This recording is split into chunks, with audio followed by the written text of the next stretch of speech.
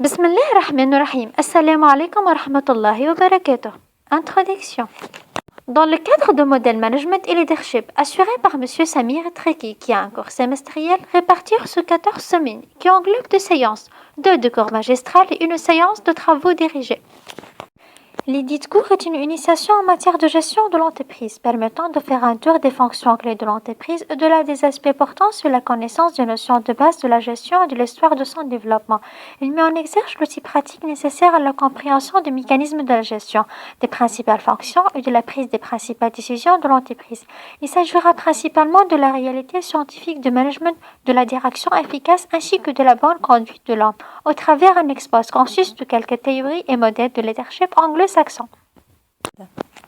Cette vidéo a pour finalité de résumer ce qu'on a vu durant le 10e chapitre intitulé Leadership. Section 1. Leadership et Management. John Adair, l'un des pionniers de la pensée britannique sur la théorie et la pratique de leadership, a écrit 25 ouvrages sur le leadership et l'évolution du management. La contribution de John Adair à la science du management est importante. Il définit le leadership comme l'ensemble formé par 3 cercles se recoupant tâches, équipes, individus, et qui fait l'objet de son enseignement orienté action, Action Centered Leadership, ACL. John Adair justifie étymologiquement la grande différence qui existe entre leading et managing. Managing égale visioning, concevoir. Leading égale diriger, commander. John Adair explique que le leadership implique une orientation, une direction, et que la grande qualité des leaders est leur capacité à motiver les autres. Le génie de groupe est le cours des théories d'Adair sur le leadership et son concept d'enseignement orienté action. Pour lui, les groupes de travail partagent 3 types de besoins communs. 1. Le besoin d'accomplir une tâche commune. 2. Le besoin de pression en tant qu'équipe ou unité sociale cohérente. 3. La somme des besoins individuels des membres du groupe. Adair dresse la liste des missions du leadership. 1. Planifie. 2. Prépare. 3. Contrôle. 4. Encourage. 5. Informe. Ces missions du leadership sont un élément de la théorie intégrée de l'ACL. Les managers savent ce qu'ils doivent faire. Les leaders savent ce qu'il faut faire. Un aphorisme de Warren Bennis. Warren Bennis et Nanus identifient 4 facteurs ou compétences lors d'une étude de 90 individus de différentes catégories de la société américaine. 1. La capacité de gérer l'attention. 2. La signification. 3. La confiance. 4. Soi-même.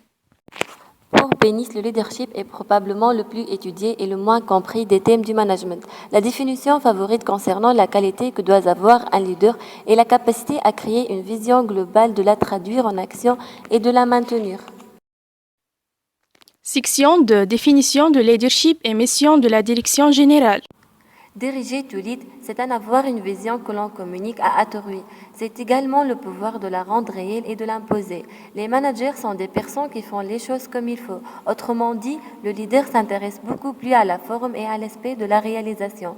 Et le manager n'oublie jamais la manière et la méthode de la réalisation qui sont perçues comme un devoir. Le leader est une source de pouvoir alors que le manager n'éprouve pas un besoin présent pour exercer un pouvoir de réalisation. Le manager est un homme de conception de design alors que le leader est un sujet de concrétisation, réalisation tangible et d'orientation hiérarchique.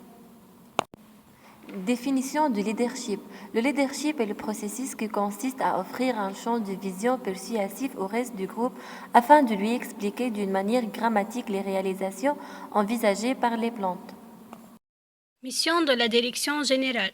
Le manager leader d'une organisation, qu'elle soit privée, publique, à but lucratif ou non, se doit mettre en œuvre les moyens techniques, financiers, humains dont il dispose pour accomplir sa tâche et ses objectifs. Cette mise en œuvre autour d'un système appelé politique générale.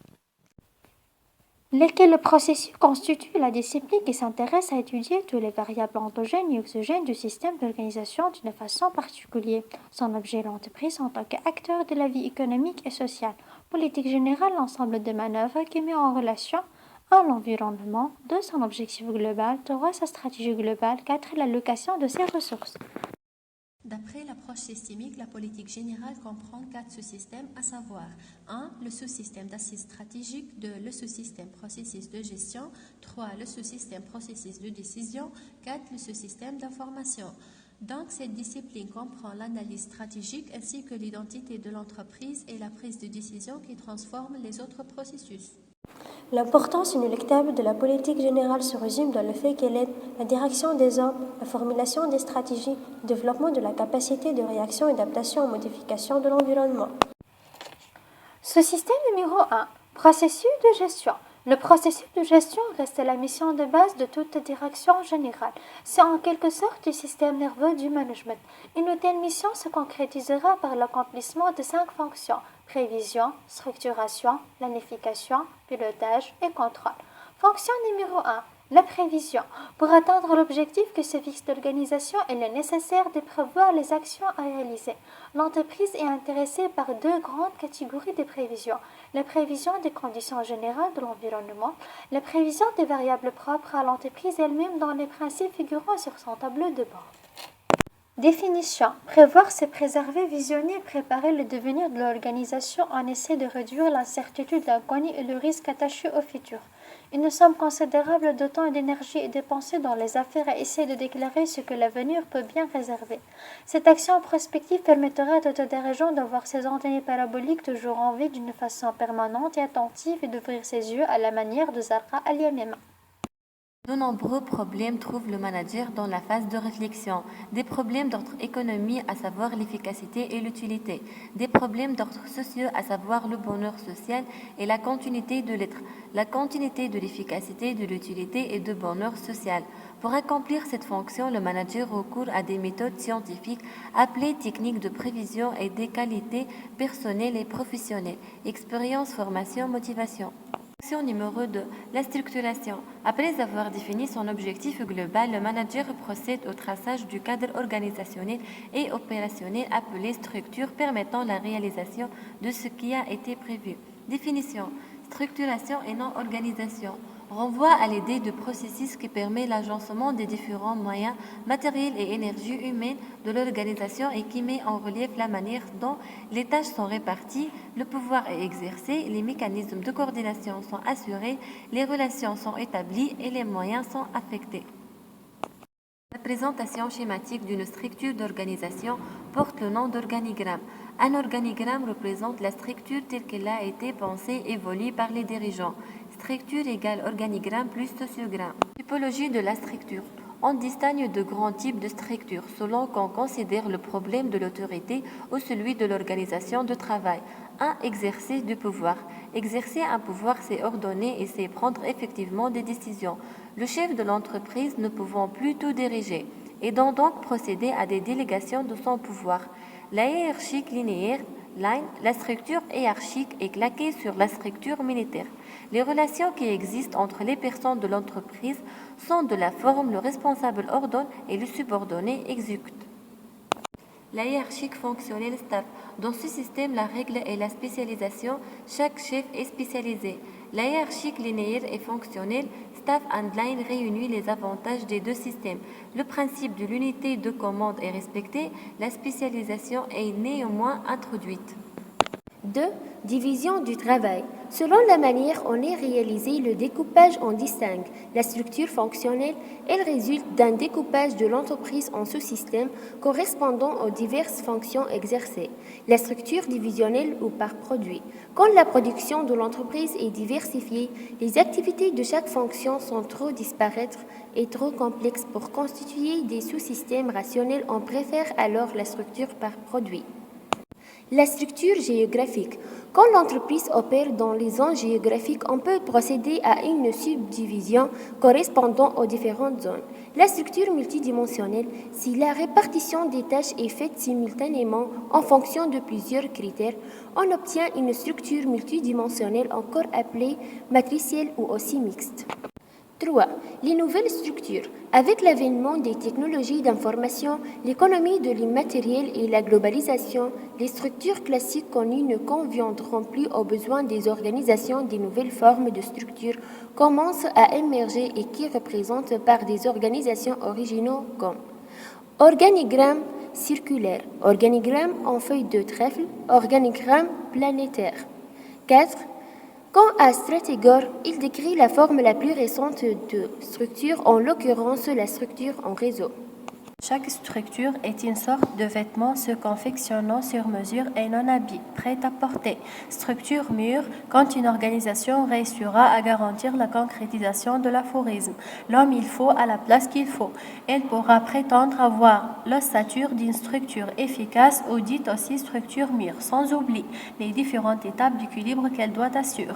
Équilibre entre effort et récompense, entre pouvoir et responsabilité, et enfin entre emploi et ressources. Fonction numéro 3, la planification. Face à l'avenir, le manager peut se contenter d'évaluer les problèmes et objectifs en fonction des données présentes et à partir d'une intuition fondée sur l'expérience. En suivre une démarche plus ambitieuse qui consiste à anticiper compte tenu de ses objectifs espérés et de la possibilité des ressources et des moyens nécessaires à la réalisation pouvant être obtenus dans l'environnement. Cette vision organisée de l'avenir s'appelle planification. Définition. La planification est l'élaboration d'une séquence d'actions qui doit exister par écrit et peut se diviser en 3 parties. Premièrement, les objectifs. Deuxièmement, les procédures permettant d'atteindre ces objectifs. Et troisièmement, l'attribution des responsabilités. La planification est l'inscription de la structuration dans des documents officiels appelés plans. Préalable de planification, on peut identifier 5 étapes. L'analyse et le diagnostic du milieu, la définition des finalités, l'étude des potentialités du groupe, la recherche des stratégies et l'adéquation des potentialités des groupes aux objectifs retenus. Objectif, élément préalable au plan. Dès sa création, l'entreprise doit définir les grands traits de sa politique et ce, en commençant par la fixation d'un but, d'une raison. Définition, on appelle objectif les cibles à atteindre ou encore les exigences ou obligations qui s'imposent, la responsabilité et les propriétés d'une entité économique pour assurer sa vie et sa continuité. L'objectif aux yeux de la direction générale consiste à percevoir la situation nouvelle qui requiert une action. Typologie des objectifs. La matrice des objectifs énonce 2 grandes catégories d'objectifs, les objectifs durables et les objectifs situationnels. L'efficacité organisationnelle est un instrument d'évaluation des objectifs. La stratégie, autre préalable des plans. Disposant d'une connaissance suffisante de l'entreprise et de l'évolution de son environnement, la direction générale va élaborer et cherche des voies d'action à elle. Autrement dit, elle va élaborer une stratégie. Définition. Dans sa conception la plus simple et la plus globale, une stratégie est une combinaison optimale des moyens permettant à une organisation d'atteindre son objectif. Le choix de la stratégie est un choix majeur car il conditionnera la réussite ou l'échec de l'entreprise. Typologie des stratégies. Il existe une infinité de stratégies selon le domaine concerné, mais aussi selon l'attitude et les conceptions des dirigeants et des décideurs. Typologie basée sur le domaine organisationnel, la stratégie commerciale, la stratégie de production, la stratégie financière et la stratégie du personnel. Typologie basée sur le comportement organisationnel, stratégie défensive ou de prudence, stratégie offensive ou agressive, stratégie de négociation ou de marchandage. Typologie basée sur la croissance, stratégie de spécialisation, stratégie de diversification, stratégie d'internationalisation, stratégie d'acquisition, stratégie de coût et stratégie de différenciation. Le processus de planification. La planification est un processus sélectif qui oriente automatiquement la réflexion vers l'amélioration des performances. Fonction numéro 4, le pilotage. Ayant un actif d'information et de moyens qui doivent servir à mener à bien ses actions pour atteindre ses objectifs, l'entreprise devrait avoir une équipe habillée et performante qui va la diriger ou la piloter. Définition. Piloter l'entreprise, c'est veiller à ce que sa progression vers les objectifs fixés se déroule correctement. La notion de pilotage revêt 2 aspects. Un aspect technique lié au fonctionnement de l'entreprise en termes de production, de vente, d'investissement. Un aspect social lié au fonctionnement des relations humaines dans la firme. Le pilote est un émetteur constant de stimulation, une source énergétique permanente pour les autres. Pour cela, il doit disposer de son temps, multiplier, encourager, mobiliser les volontés, bref, être une source de motivation, de communication et de direction. Le tableau de bord est une technique par excellence de management. Numéro 5, le contrôle. Malgré le fait que le contrôle est la dernière fonction, mais ne veut pas signifier qu'il est le moins important, au contraire, le contrôle permet un suivi de chaque fonction de processus ou de sous-système. Il constitue l'égueur de tout le système de politique générale. Le contrôle vise à orienter les membres de l'entité organisationnelle vers l'accomplissement des tâches requises par les objectifs en fonction de délais prédéterminés. différents types de contrôle. Selon les modes et les époques différentes, approches du contrôle ont été proposées. Ces dernières sont reflets de la diversité des écoles de management. Parmi elles, on peut citer les classifications suivantes. Typologie basée sur la nature d'organisation, le contrôle dans les organisations classiques et le contrôle dans les organisations cybernétiques. Typologie basée sur l'étape ou la procédure de contrôle. Le contrôle anticipé, le contrôle tout ou rien, le contrôle a posteriori. Typologie basée sur le niveau d'application, le contrôle externe et le contrôle interne. Typologie basée sur le terme ou la nature des tâches, le contrôle opérationnel et le contrôle stratégique. Le contrôle est une aide et non une répression. C'est un processus dont les fondements reposent aussi bien dans les actions passées que dans la future. C'est un processus à la fois actif et réactif. Les principales fondamentales du contrôle, l'orientation vers le futur, la responsabilité, l'économie et la sélection des points. Sous-système numéro 2, processus d'assise stratégique, portant d'un repère fixe, objectif global et aboutissant à un autre précis, stratégie globale après avoir franchi deux étapes, celle de la définition des sous-objectifs et l'autre de la conception de sous-stratégie, le processus ou sous-système assise stratégique ayant la forme suivante. Décrit toute démarche stratégique de la direction générale, système pilote, en précédant par une planification stratégique et une autre opérationnelle. C'est par la planification que l'articulation s'effectue entre le sous-système assise stratégique et le second, celui de processus de gestion. Système numéro 3, processus de prise de décision. Il ne peut y avoir de décision que s'il y a choix de solutions équivalentes en termes d'objectifs à atteindre. Toute décision stratégique avant d'être prise connaît l'enchaînement de quelques opérations formant un processus logique et ordonné. Le processus de prise de décision ou l'esprit de la méthode scientifique est défini par 6 étapes instantanées et fortement liées. 1. La perception, 2. La compréhension, 3. L'analyse, 4. Le choix, 5. L'action et 6. Le contrôle. Processus numéro 4, processus d'information.